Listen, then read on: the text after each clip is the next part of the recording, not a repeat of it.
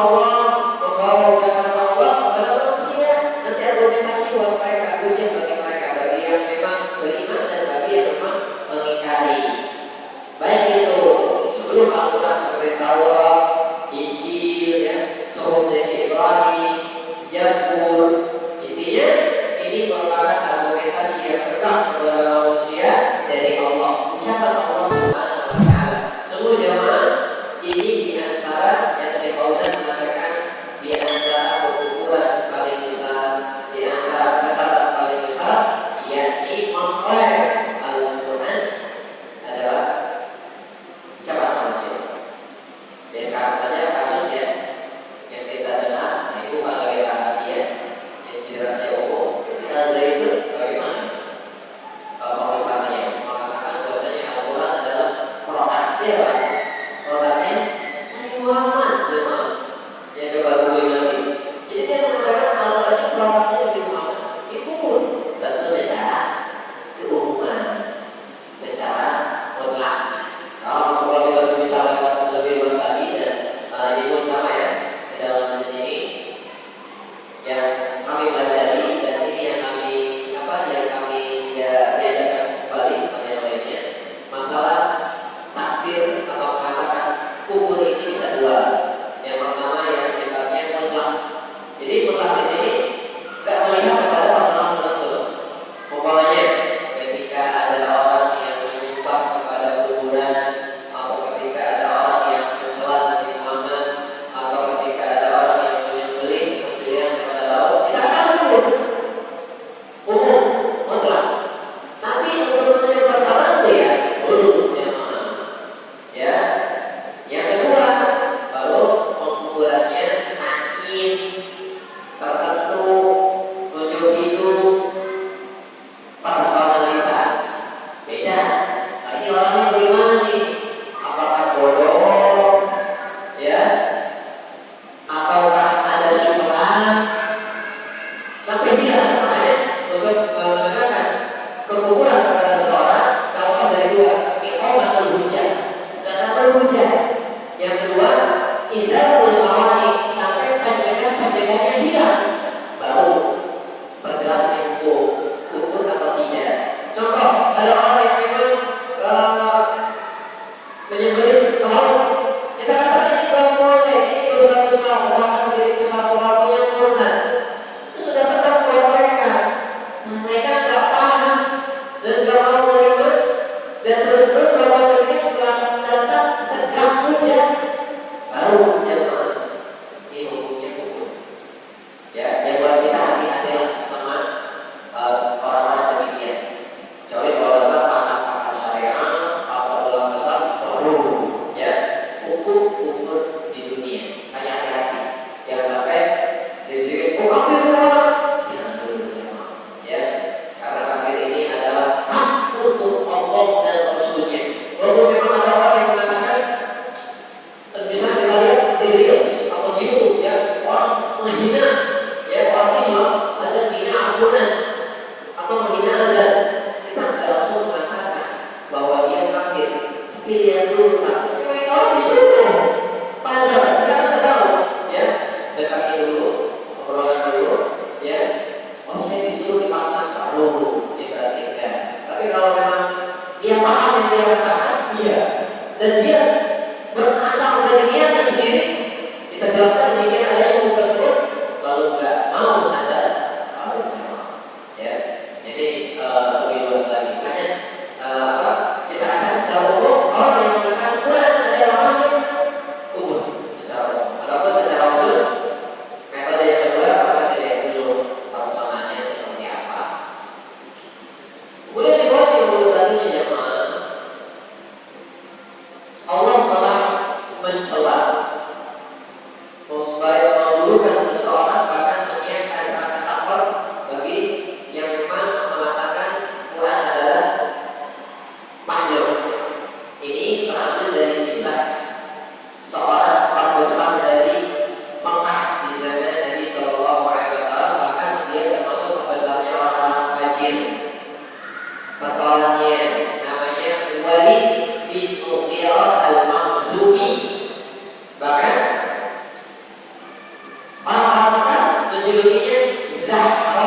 Makkah Zahra, bunganya Makkah karena keagungan dia di kalangan orang-orang Arab. Ketika dia mendengar Quran jemaah, dia sendiri itu mengagumi Al-Quran dan dia tahu bahwa ini bukan ucapan manusia. Tuh, itu orang jemaah. Jadi kita mulai nggak menolak orang itu terhadap kebaikan kita menerima. Ya, kita masih menerima. Cuma ketika nggak terima, ini hanya rusak.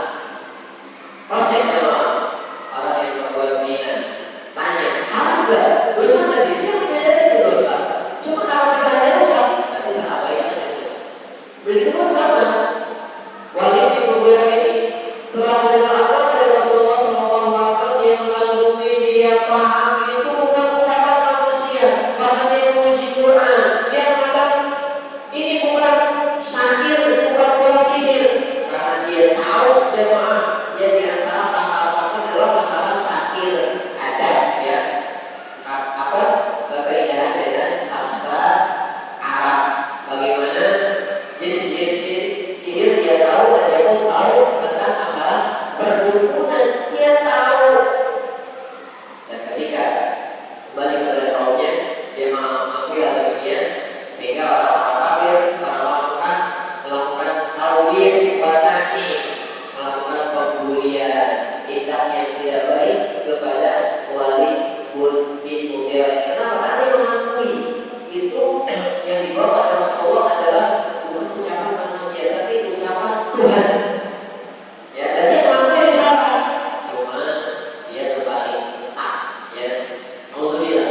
Ya, dia kembali kepada Allah Subhanahu Wa Taala, lantas dia beriman kepada Allah. Padahal dia mengakui hal demikian. Jadi dia tolak. Sehingga Allah Taala dalam surat Al-Mudaththir ayat 25, Inna hadza illa qaulul bashar. Sesungguhnya Quran ini tidak lain adalah ucapan manusia saja. Makanya Allah menurunkan Quran dari surat Al-Mudaththir ayat 18 sampai 25 untuk membantah dari Walid Al-Makhzumi ini. Dan dia mengatakan dan Allah mengisahkan ya qala in hadza illa sihrun yuthar, in hadza illa qaulul bashar, yang mengatakan pada Quran ini tidak lain adalah sihir, ini tidak lain adalah ucapan manusia, sampai di akhir Allah menghukumi dia ausli safar, dia akan masuk ke dalam neraka safar bersama. Jadi ya bagi yang mengingkari Al-Quran dan memang mengatakan dan tidak meyakini Al-Quran adalah ucapan Allah Subhanahu Wa Taala. Di poin 52-nya Syekh Fauzan mengatakan balagna aw'adallahu bis-sabr liman qala in hadza illa qaulul bashar. Dan ketika Allah akan mengancam atau menempatkan seseorang ke dalam neraka saqar bagi yang mengatakan Quran ini tidak lain adalah ucapan manusia, alimna wa aiqadna annahu qaulul khalqil bashar. Dan kita tahu dan kita yakin bahwasanya Quran adalah ucapan zat yang menciptakan manusia. Di poin yang ke-3-nya wala yushbihu qaulal bashar, dan Al-Quran tidaklah serupa dengan ucapan manusia. Di poin yang ke-4-nya wa man wasafallaha bi ma'na min ma'anil bashar faqad kafar, dan siapa yang mensifati Allah dengan makna di antara makna-makna manusia, maka itu dosa telah kubur.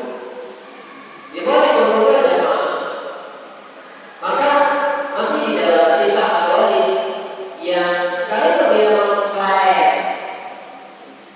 masuk Islam umpamanya, atau mengklaim mengakui keagungan yang dibawa oleh Nabi Sallallahu Alaihi Wasallam, itu saja tidak cukup untuk memasukkan dia ke dalam Islam. Sampai memang benar dia ini mengimani dari pokok-pokok agama yang lain.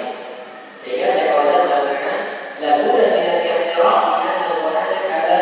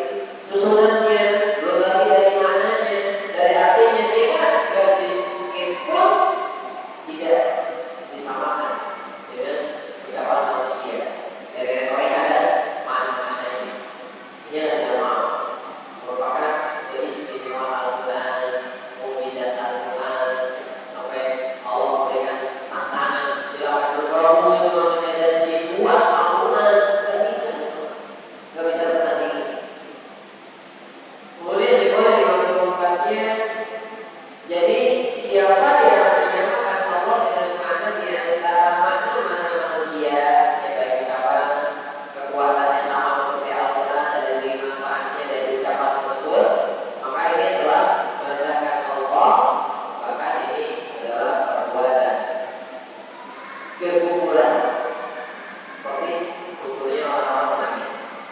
Liberal kalau saya tanya. Liberal itu kita bisa jemaah. Dari perkataan tentang masalah pluralisme, liberal. Pluralisme ini anggapan bahwa bahwasanya agama sama ini pluralisme. Semua orang sama menuju surga walaupun dengan agama apapun. Oh ini fatal dan seterusnya. Ada lagi orang-orang lagi orang liberal mengatakan, apa? Saya langsung mendengarnya. Al-Quran tidak ada lewat dengan secara dia secara mana? Secara umum semua kitab yang membicarakan tentang berita-berita kayak zaman dulu dan sekarang seakurat. Maksudnya kebenaran segala tidak ada. Hukum seadil-adil kalau tidak ada yang mudah. Apa itu sumber kepalitan dari sumber lain. Dari segi lisan, dialog, orang sama dan nanti dari siapa pun sama. Jadi hukum-hukumnya coba. Selama ini kita banyak menyaksikan dan merasakan bagaimana hukum manusia, perundang-undangan manusia dibuat adil dan keadilan. Coba kalau hukum Allah diterapkan, ya, sebut di sini hukum seperti had. Bunuh lagi bagi orang yang bunuh, mencuri kalau makanan, ya, ataupun rajam bagi orang yang berzina, yang sudah memiliki pasangan berzina, rajam sampai mati. Nggak ada muncul prostitusi, lokalisasinya. Jadi satu bagi bujangan dan perawan ketika berzina. Ini adil dan dapat menyebabkan buat manusia secara umum nggak bisa dikatakan bebas. Ini perkataan itu buruk secara umum dan jemaah. Kemudian poin yang perlu diingat. Karena kalau seorang ada teror, siapa yang melihat hal ini maka dia akan mendapatkan pelajaran. Poin yang perluannya wa'an misli qaul kufarin jazara dari misal bersama orang-orang kafir waspada untuk menghindari. Dan poin yang ke-27-nya wa'alima annahu fi sifatihi laisa kal-basar dan bahwasanya tahu bahwa Allah dan sifat-sifatnya bukan seperti ucapan manusia. Dan poin yang ke-28-nya nah ini stop sampai sini. Ya, karena poin yang ke-28 itu sudah masuk ke bagian baru. Baik. Jelas. Siapa yang melihat dengan ilmu tentunya. Belajar haji, ini dia permulaan wasilah. Lalu dengan itu dan juga sesuai dengan keimanan yang ada, kita punya pelajaran sehingga kita benar-benar memahami sifat dan sifat-sifat Allah Subhanahu wa Ta'ala. Dan selain memahami kita juga bisa mendapatkan perbedaan yang jelas antara sifat Allah dan juga sifat-sifat makhluk sekalipun sama, ya, dalam masalah nama dan makna sama. Nama dan makna sama ya, cuma secara hakikatnya yang berbeda. Tapi ya, secara nama dan makna sama, cuma secara hakikat beda. Ya, awalnya contoh, misalnya nanti kita masuk ke sifat al-ulu, sifat tinggi bagi Allah. Yang namanya tinggi, ke atas ke bawah. Saling tinggi mana? Ke atas. Kalau istilah tinggi ke atas secara nama dan juga makna. Karena kalau kita naik kemana? Ke atas. Ada yang naik ke bawah mungkin, ya mungkin gitu ya. Naik ke atas ya mak. Jadi manusia ketika di atas, dia di atas. Allah pun di atas, sifatnya di atas. Naik pesawat terbang di atas. Nama secara makna dan nama secara hakikat nggak bisa.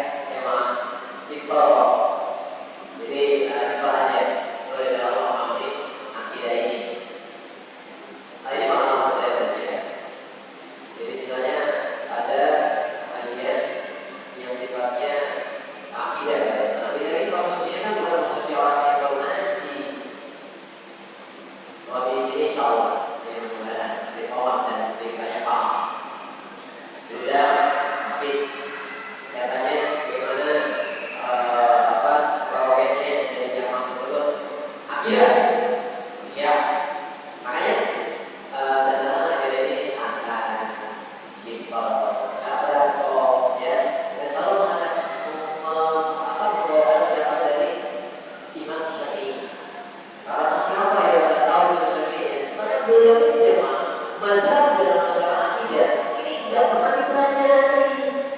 Beliau ini meyakini sebagaimana dalam masalah asma sifat akidah kepada Allah, sebagaimana yang Allah jelaskan, Allah jelaskan simpel namanya. Ya, dari mazhab Syafi'i, tidak Allah sih dalam masalah akidah. Ya, seperti itu. Kemudian di poin 57-nya, ya jelas ya ada perbedaan. Jadi dalam perkataan Syekh Al-Baqir di dalam satu lagi kitabnya bahwa Imam Syafi'i ketika berakidah baik itu di dalam masalah uluhiyah, asma sifat itu beliau tak lepas dari pemahaman para salaf sebelum beliau. Berarti kan beliau terkadang di zamannya Abbasi ya. Jadi setelah tadi karena urut salaf ini berakhir di zamannya Imam Ahmad ya. Kalau melihat waktu sahabat dari Abbasi, nah Abbasi itu berakhir di urutnya Imam Ahmad dan zaman sebelum Imam Syafi'i berarti zamannya tabi'in dan juga sahabatnya beliau mengambil ilmu ya. Saya punya rujukan lain yang dalam hal ini. Karena memang ya kalau kita berbuat pada ilmu daripada ilmu Allah dalam ini kita nggak salah. Kita dalam berbuat pada ilmu Syafi'i. Ya memang beliau tidak melakukan takwil. Allah sifat ini di atas. Jadi ada secara makna dan hakikat demikian adanya. Tidak di atas itu tidak diartikan sebagai kekuatan Allah atau kemahabesaran Allah Subhanahu wa taala. Baik, selesai jemaah di bab dalam masalah kalam. Ya, kalam dan Al-Qur'an ini kaitannya begitu kuat. Karena Al-Qur'an di antara sifat Allah apa? Kalam, pembicaraan. Kalau berbicara itulah Al-Qur'an, kalam Allah. Jadi akan sifat kalam dalam Al-Qur'an ini akan saling berkaitan. Selesai, mudah-mudahan dalam pembahasan Al-Quran dari konteks akidah ya, dan mempelajari dari pemahaman dari akidah itu adalah ucapan Allah Subhanahu wa taala yang memang tidak boleh diserupakan dengan ucapan manusia, baik secara ilmunya, kefasihannya, hukumnya, atau berita-beritanya semua. Akhirnya masuk kepada bab yang baru ya. Sudah ada sedikit lagi dari sholat Isya. Jadi kita lagi 5 Imam Tahawi mengatakan riwayat yang mengatakan wa ru'yatu haqqun li ahli jannah li ghairi iharatin wa kayfiyatin. Dan ru'yah melihat Allah adalah suatu hak kebenaran bagi para penduduk surga tanpa mencakup dan juga tanpa kaifiyah, deskripsi bagaimana melihat Allah Subhanahu wa taala. Ini termasuk perkara juga dalam masalah akidah. Selain perkara besar dan statement ini pula yang memang menyebabkan sekte-sekte lagi memang. Hak di sini jelas berdasarkan Al-Quran dan juga sunnah Nabi Sallallahu Alaihi Wasallam. Kita yang akan melihat Allah, akan melihat wajah Allah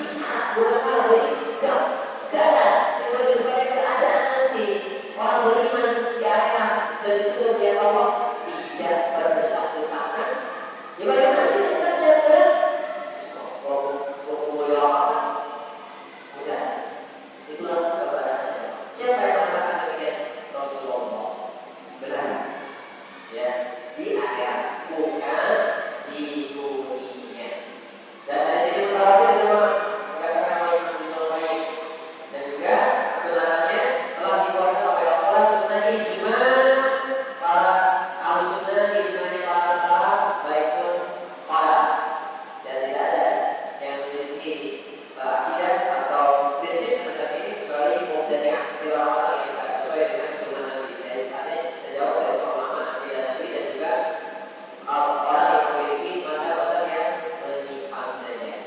Kita yakin keberadaannya. Dan orang beriman nanti akan melihat Tuhannya yang pertama dalam surat Al-Qiyamah. Ayat yang sering kita dengar ya, kalau imami ayat 22 dan 23. Kata Allah, wujuhun yawma idzin nadhirah ila rabbiha nadhirah. Wajah-wajah pada hari itu berseri. Wajah-wajah yang baik melihat kepada Tuhannya